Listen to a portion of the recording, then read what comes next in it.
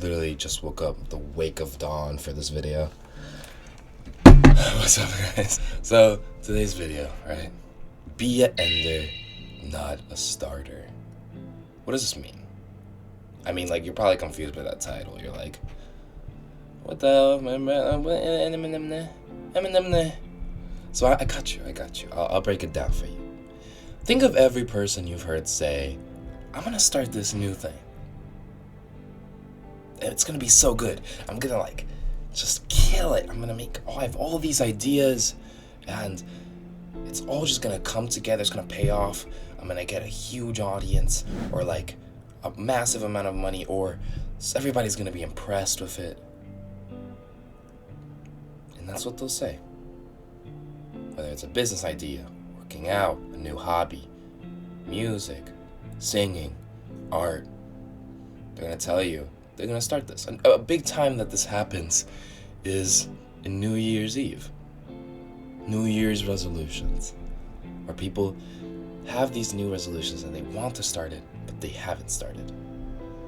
And you'll watch a bunch of YouTube videos about it. You'll be on these hour-long scroll sessions about this new topic, and you learn so much about that topic, but you don't start.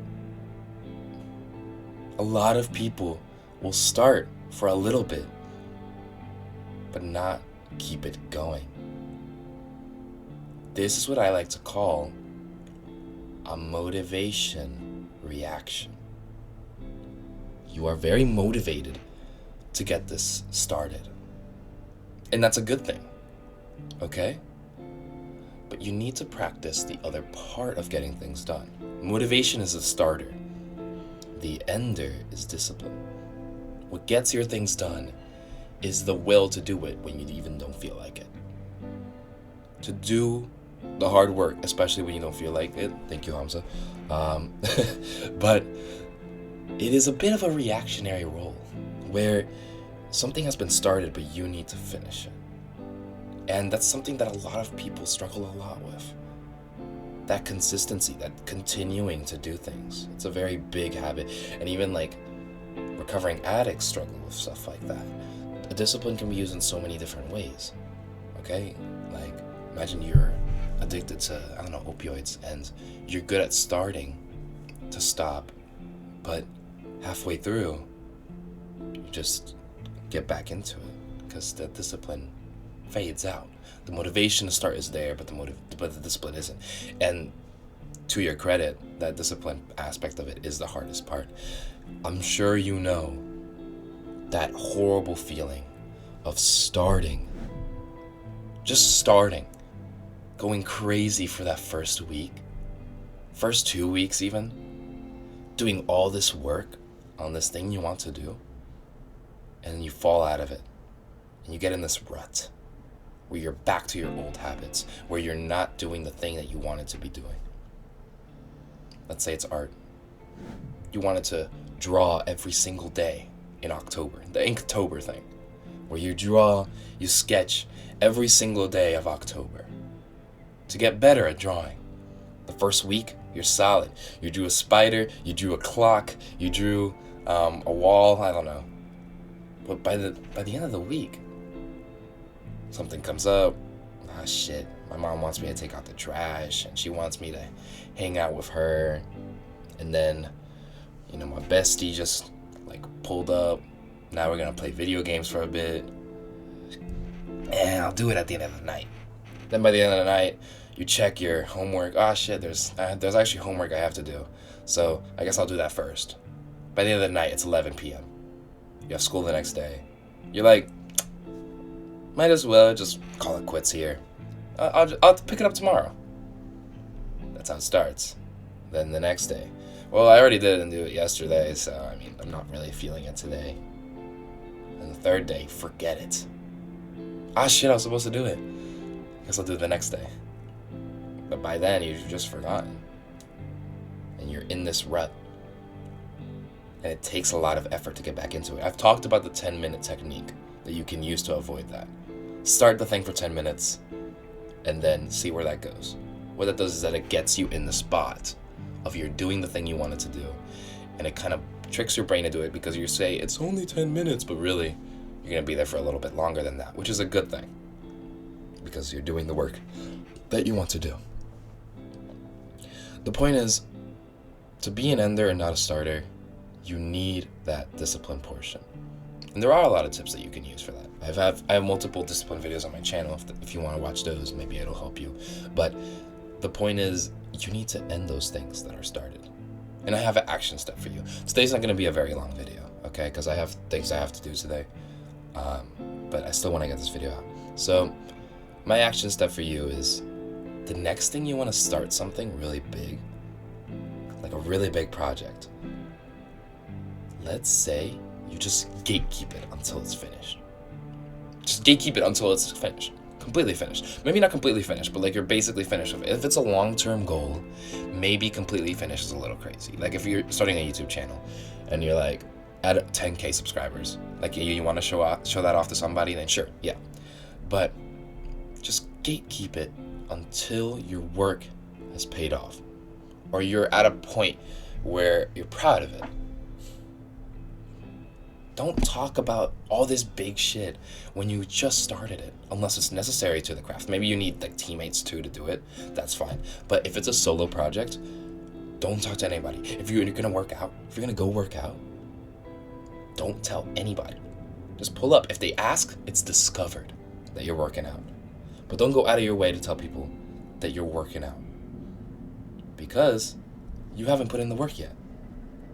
Now imagine how good it'll feel when you're walking down the steps and like your brother's like, or your sister or your mom or your dad, I don't know, and they just look at you and they're like, damn, you're a muscular guy, or something like that. You didn't tell them you were working out, but you can tell that your work's paying off. That feels good. That happened to me yesterday at work. One of my employees, he went up to me, patted me on the back, and he was like, damn, you're a muscular guy. That made me feel so good about myself. But like, because they don't know that you work out.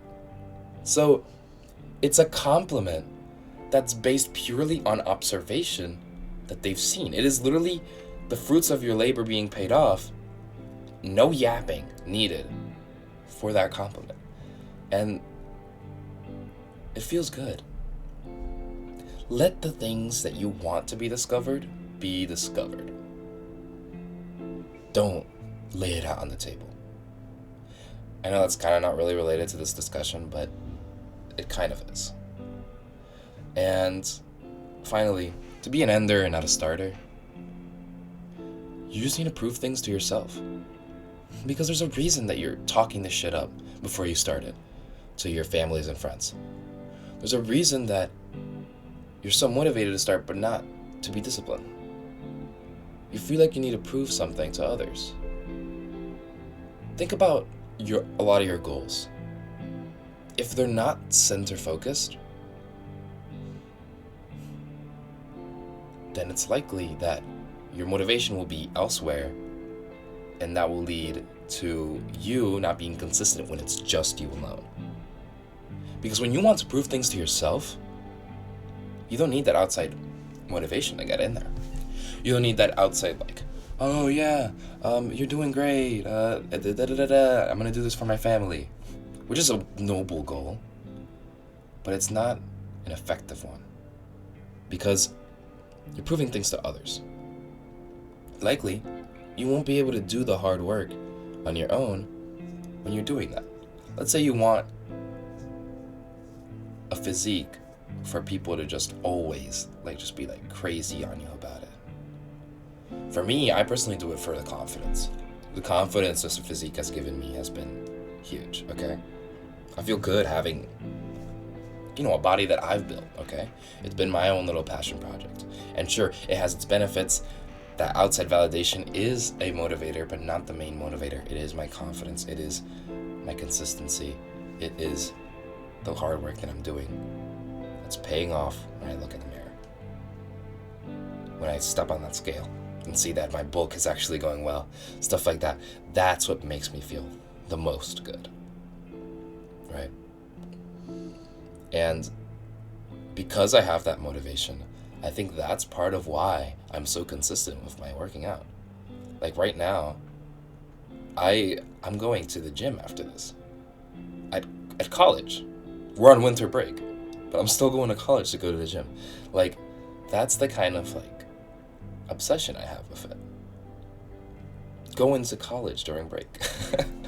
But that kind of obsession's a good thing. And people will say it's not. A lot of people will be like, dude, you just gotta go like do this thing or do that thing. Or like if you get really locked in on something and you're crazy about it, people will be like, that's all he ever talks about. But I feel like you should be proud of something like that. You have your own niche. You're really, really invested in it. You're somewhat of an expert because you've put so much work into it.